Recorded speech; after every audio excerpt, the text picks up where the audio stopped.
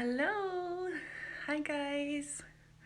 Okay, so I am live here. I have never gone live inside of my stories before, so this should be fun. I am excited to give you a tour. Oh, hello, thank you for letting me know we're good here. So I'm going to give you a tour of my loose parts library. So first of all, I just wanted to just kind of introduce myself. Some of you guys might know who I am, some of you might not. So I am Veronica Green, otherwise known as Ronnie, and I've been an early childhood educator for about 7 years, and now I'm a consultant, and I have been for about the past 3 years. So I do lots of training with educators locally here in Winnipeg, and I do lots online as well. So one of the things I love to do is share my passion for loose parts. So that's why I wanted to give you guys a tour of my library today. And as I've said before, yes, it is a library because I have that many loose parts. So before we go look at the space, I just kind of wanted to tell you what the function of the space is. So I decided to create a library of my loose parts because I felt that I was forgetting about some of the wonderful things that I had. And when I would collect my materials to go to my local workshops, I found I was always taking the same pieces over and over again, which was fine for those educators because it was new to them. But for me, it was kind of stifling my creativity. So I wanted to create a place that sparked my own curiosities, and then I made sure I knew exactly what I had as well. So this space is also a part of my office down here where I spend a lot of time in front of my computer, and so being able to see all of the magical loose parts helps keep my creativity going. And it's also a space where our son comes down to play as well. So there's lots of functionalities that this space needs to provide. Okay, so I'm going to stand up, and then can I flip my camera? I've never done this live.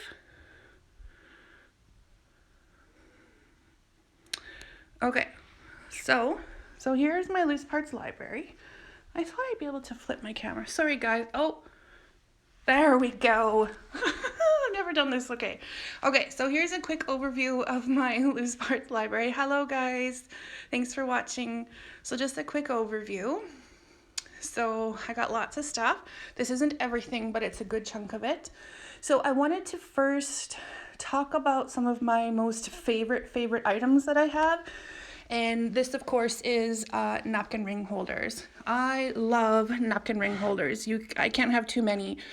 What I love about these is that a lot of the time they are very safe for babies because you can easily clean them.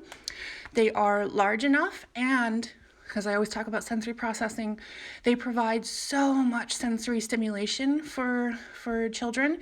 Different textures, different weights, different sounds, different shapes, like different colors, so much stuff in there. So that's just some of them. I have more upstairs. And then my son's been playing with some of these ones over here too. So like this one, this is actually pretty heavy. And then it has a nice different texture to it. So that's why I love napkin ring holders. And a lot of the time they can be easily cleaned for babies if they know them. Okay, so another favorite one is my tree cookies. I absolutely love my tree cookies. Now, sometimes you can just go into your backyard and find them. These particular ones I did pay for because they were beautifully sanded down. And so they're great for that. What else? Oh, also with tree cookies, I have these ones down here. So these ones I just put letters on them with Mod Podge and stuff. So I love tree cookies for that. They're so diverse. Okay. My last, one of my other favorite loose parts is cardboard tubes. I absolutely love cardboard tubes. They come in all different sizes, shapes, weights. As you can see, sometimes I've painted them, or we wrapped this around. It was a part of my son's birthday a couple years ago where he was like in PJ Masks, and so I had these set up as like buildings. I just taped black paper on them. So that's another favorite one. I want to talk about some of my unique items that I absolutely love, which is, first of all, is those wonderful mirror balls here. that so these were an investment that I did. So they were from Scholar's Choice, and they are baby safe. The smallest one is baby safe, so 12 months plus. And I love that you can see them. You can get them wet and messy. We've done paint on them. We've had them in water. They roll, they're not glass, they're metal. Okay, so they're very safe, they're easily cleaned, and they're just amazing for all ages. They're absolutely wonderful. So I got them from Scholar's Choice. I think they were about $40, so it wasn't too expensive. Now, one of the other things I absolutely love, my unique items, is these guys. So just a cardboard block, but I got it from, my dad bought a shed a couple years ago, I guess almost 2 years ago, and they were from the packaging from his shed. But what I love about them is that you can stand on them, like they're super strong for that. They have lots of different textures and they're really strong, so you can build lots of different things on them. So that's another unique item that I found that I absolutely love. And then my last one that I wanted to show you was these pieces of plexiglass. Now I have lots more of them, but they are currently being used in a building upstairs in our playroom that me and my son built, and we'll be sharing more photos of that. So plexiglass I got from like a display store, from a store that was closing, and so I was able to buy some of their display things, and I had no idea what I was going to do with it, but they turned out to be a really cool thing because you can see through them. They're strong, you can build on them. So the plexiglass was another cool thing to get. Okay, so the other thing I wanted to do was kind of like give you a tour of it and kind of explain to you how I sort all of these wonderful loose parts here. So I recently put out a blog post on the weekend about how I sort my items. I start off by sorting them through the different kinds of variables. I try to stay away from the theme. So I sort based on like the different metals, different woods, fabrics, natural items, plastics, glass and ceramics, okay? So that's kind of how I do it. So in this section here, there are a lot of my fabric ideas. I'm still not done my storage areas, but we're getting there. So in here you can see lots of different fabrics, but then inside a plastic bag, they're categorized even more. So like different strings and yarns. And then I have a lot of like my fake greenery and stuff like that. Flowers that I might use for small world setups. And then in another Ziploc bag, there's, scarves. So just kind of keeping all my fabrics together, but separated even within that. And then in this bin, I have like scrap fabric samples and felts and all sorts of different things in there. What's in this one? I don't even remember. Oh, I got some stickers and more fabrics. I have way too many pieces of fabric. Sorry guys, I gotta make sure I watch the video. So yeah, but like all different sorts of things, like kitchen scrubbies that I might use. So any sort of like different fabric texture that I have.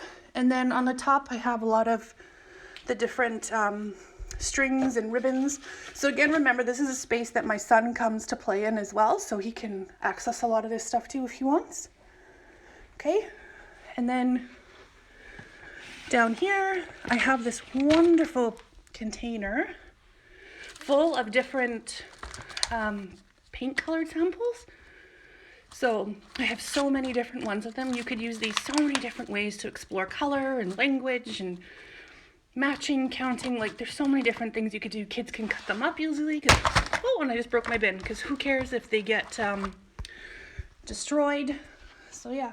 And then in here I have some plastic stuff. So plastic cups that we like to use on top of mirrors and light cubes, DVDs, some typical stuff from the dollar store. And then because I like to categorize by the different variables, I have a whole bin just with like light items. So different candles and other things that I use for light. Then I have a bin all full of like rocks and shells. So it's kind of just how I categorize it. So and then I'll put them all in plastic bags and put them in one bin if I don't have a bunch of individual things to use. So then over here, I have much more stuff out. Just because I like to see all the items too. But because my son comes down here and plays, I don't want to put out too much stuff. This is a lot for him, but it's also for me too, so I can be still be creative with everything. So over here, I just wanted to point out some of these fun trays that I have. So this was a tray that came with the little wooden letters from the dollar store. So I took those out, put those in a plastic bag, and then we use the tray for lots of different things that we want to do with. He likes to put a lot of the glass stones inside of them and sort them. What else? So up here, there's these trays here too. These are Melissa and Doug trays that came with like, I think like cars and street signs and stuff. So I like to use them because they have great natural compartments. So you can use them for your tinker trays and stuff. And then here's other ones like that came with like the magnetic letters. So you can use those too when you're organizing. And then these little guys here, these things have been amazing to have. So they're just from the dollar store. And I like to keep all of my little guys in there so I can easily see what I have. And they are great for throwing in a bin or your backpack. So I used to throw a couple of these in my backpack and take them with me to the park with the kids. But they're also great to just throw in a bin when I'm going to a workshop as well. And we can keep everything organized and easily done. So yeah, and then down here, there's just some more metal pieces, mason jar lids, lots of recyclable little tubes. I have no idea what these things are, but I saw them at Value Village one day and thought they were cool, so we picked them up. And, oh yeah, this one was really cool. This piece of recycling from a lamp box. I had saved it and my son saw it and he got super, super excited and he was like, oh, a new toy when he saw it, and that just made my heart smile. And he was using it upstairs for a long time, thinking that it was like part of a sand castle and part of his dinosaur castle, and he's used it so many different ways. So keep all those recyclables. Lots of cool stuff to use here. So yeah, so that's pretty much the gist of my library for right now. I'm not sure if there's any questions or comments. I just see hellos, people watching. So yeah. So if anybody has any questions, you can feel free to ask or send me a message in my DMs. More than happy to answer them. If you need some inspiration for your loose parts and you want to get some more ideas, remember that I do have that loose parts guide that you can easily download and get access to if you just go to the link in my profile.